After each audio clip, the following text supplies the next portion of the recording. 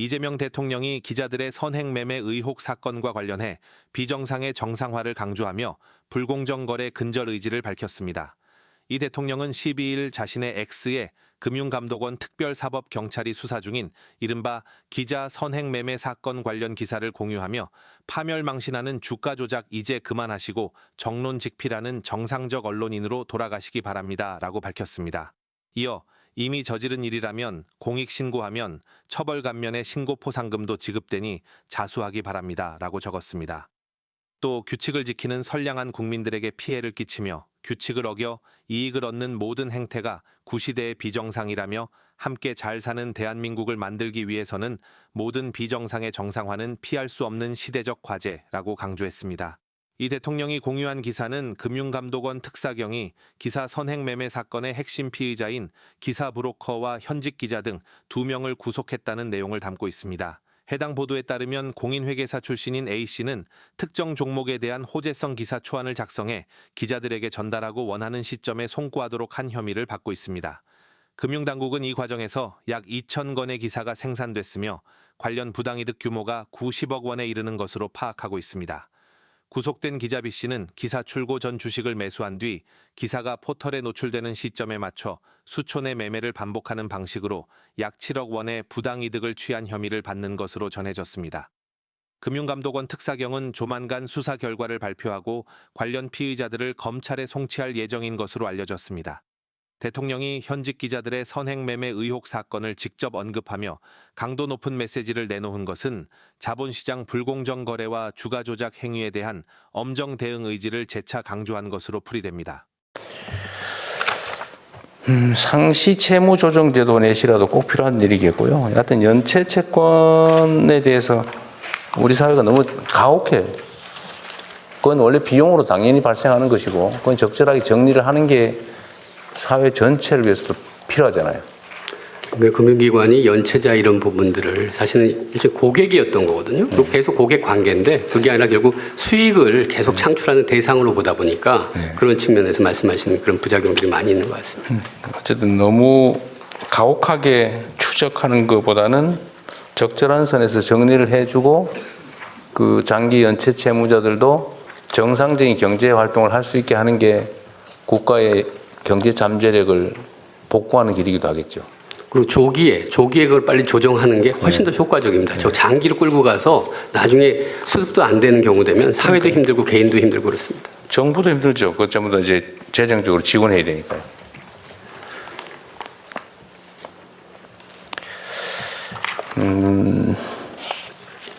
해킹 금융범죄 분야야 열심히 할 것 같고.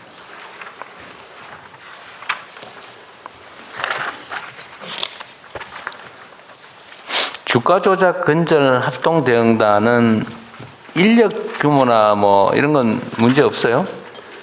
사실 좀 부족하긴 부족합니다. 지금 37명이거든요. 너무 적은데? 네. 그래서 거기는 각 기관에서 파견 보낸 거예요? 네. 저희 금융위에서 4명, 그다음에 금감원에서 한 20명, 거래소에서 한 12명, 그다음에 단장이 금감원 단장 뭐 이렇게 했고 연합군이 되는데 그래도 칸막이가 없어지니까 단계별로 한참 하고 넘기는 거를 같이 동시에 보고 그다음에 뒷단에서 무슨 생각하고 있는지가 앞단에도 연결되고 그러니까 굉장히 효과적으로 의사결정이 이루어져서 그 종례 하면 한 굉장히 오래 걸렸던 거를 굉장히 짧게 그 기간들을 단축하고 이게 지금 일종의 한 개의 팀인 거죠? 네. 어제 역할 분담도 꽤 있을 거고. 네. 한두 팀을 더 만들어 보는 건 어떠세요? 저도 아니, 그래가지고 팀별로 경쟁도 좀 시키게. 저희들도 그렇게 이 기능을 지금 뭐 실무적으로 물어보면 뭐 포렌식이라든지 이런 거 할 때도 굉장히 많이 필요하고 뭐 그래서 그렇게 해주시면 저희가 1호, 2호 사건이 아니라 10호, 20호, 50호까지 잡아내겠습니다. 이거는 정말 탈탈 털어가지고 아예 꿈도 못 꾸게 만들어야 되는데 초기 대응이 중요하거든요. 있는 걸 잡겠다는 생각을 하는 게 아니라 원천 봉쇄를 해버려야 돼요. 초기에 인력 투자를 좀 많이 해줘야 되는데. 금감원에서 하신 말씀 하십시오. 네, 저 경쟁 체제를 그 대통령께서 말씀해 주셔서 금감원에도 사실은 이게 합동대응단에서 약간 지연되는 부분이 뭐냐면 포렌식 하는데 시간이 굉장히 많이 소요되고 있습니다. 근데 그 포렌식 장비나 그 종류별로 여러 가지가 많이 사용돼야 되는데, 그리고 요즘은 적법 절차 때문에 변호인 입회들이 굉장히 많이 있습니다. 근데 웬만한 그 데이터 큰 용량 같은 경우는 거의 3일, 4일 동안 포렌식을 하는 것만 매달려 있어야 됩니다. 근데 그 인력 자체가 합동대응단은 투입할 수 있는 게 한계가 있어서, 만약에 경쟁 체제를 하신다면 금감원에다가 비슷한 저거를 넣어서 같이 돌리셔도 매우 효율적으로 돌아갈 것 같습니다. 금감원에? 예, 저희가 포렌식 장비나 이런 부분의 인프라들은 금감원에 굉장히 많이 잘 구비되어 있습니다. 그냥 하면 되는 거 아니에요? 금감원이 원래 이거 하는 데 아니에요? 그래서 저희가 이제 그게 강제 조사권이나 이런 것들이 저희가 없어서 합동대응단은 거기 동시에 이제 진행될 수 있는 부분이 있고, 금감원은 특사경 있잖아요. 특사경이 이제 인지권한이 없어서 그 부분에 관해 곧바로 할 수가 인지권한이 없는, 없어요? 예, 그게 없어서 그런 부분이 있어서 여하튼 만약에 이렇게 해주시면 경쟁 체제를 한다면 합동대응단하고 이걸 같이 돌려보시는 것도 매우 효능감이 있으실 겁니다.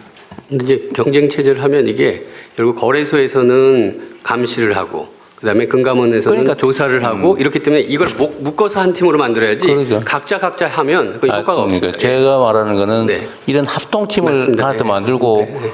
공통과제는 같이 하면 될 테고. 근데 금감원은 원래 하는 일이 그건데. 한 말씀 더 올려도 네. 될까요? 그러다 보니까 저희가 조사국 하나가 지금 파견을 나가 있습니다. 그러다 보니까 일반 조사 관련된 부분이 저희가 2달 이상 적체가 돼 있는 상태, 인력이 그만큼 빠져나가서 일반 그 자본시장의 그 투명성 관련된 걸 조사하는 그 기능이 약 20 몇 프로가 지금 인력이 줄어든 그런 상태에 처해 있거든요. 자체 역량은 줄어들었겠죠. 네네, 그런 문제가 있습니다. 근데 그저 잊어버리기 전에 인지 권한을 특사경한테 권한을 주는데 범죄 인지 권한을 안 주면 그럼 검사한테 다 부탁해야 된다는 얘기예요? 인지를 못하면 수사를 어떻게 합니까? 여튼 규정으로 훈령으로 지금 제한이 되어 있는 그런 상태입니다. 그거는 총리실에서요. 이게 각 부처의 특사경들이 다 그러고 있는 것 같아요. 보니까요. 다 그런 것 같아요. 인지 권한이 없는 것 같아요. 근데 그게 왜 그런지 한번 확인해 보시고요. 그러니까 정식 경찰이 아닌 특사경들이 어디 배치되어 있는지 그 사람들한테 인지 권한이 있는지 없는지 그거 한번 조사를 한번 해봐주세요. 네, 대통령님. 그 기회를 주시면 우리 자본시장 전문가가 그 부분에 대해서 잠깐 설명을 좀 드리겠습니다. 금융위원회 증선위원 상임위원입니다. 그 히스토리를 설명을 드리겠습니다. 2010 길게 얘기할 거 없어요. 결론만 얘기합시다. 근데 그런 길게 얘기할 시간은 없어요. 당초에 그 민간 그러니까 공무원에 대해서는 인지서권 주는 조사권을 그 검찰이 주는 거에 문제가 없다라고 국회와 이제 법원에서 그랬는데 국민인 신분에 대해서는 그냥 광범위한 이 수사권을 주게 되면 일반 국민의 법감정과 오남용 소지가 있으니 일정한 통제를 둬야 된다라고 하는 게 당초의 취지였습니다. 그러니까 금감원은 민간 조직이기 때문에 그렇다. 예. 그래서 그러면 공무원들인 특사경에는 그런 제한이 없나 보죠? 예. 그것도 한번 알아보십시오. 예, 알아봅시다. 예. 알아보고 그 논리적으로 뭔 문제가 있는지도 검토해 보시고요. 말씀 올려드릴까요? 그러니까 지금 현재 국민건강보험공단 지금 하고 있는 특사경은 그 인지권한을 갖고 있는 것으로 저는 보고받고 있습니다.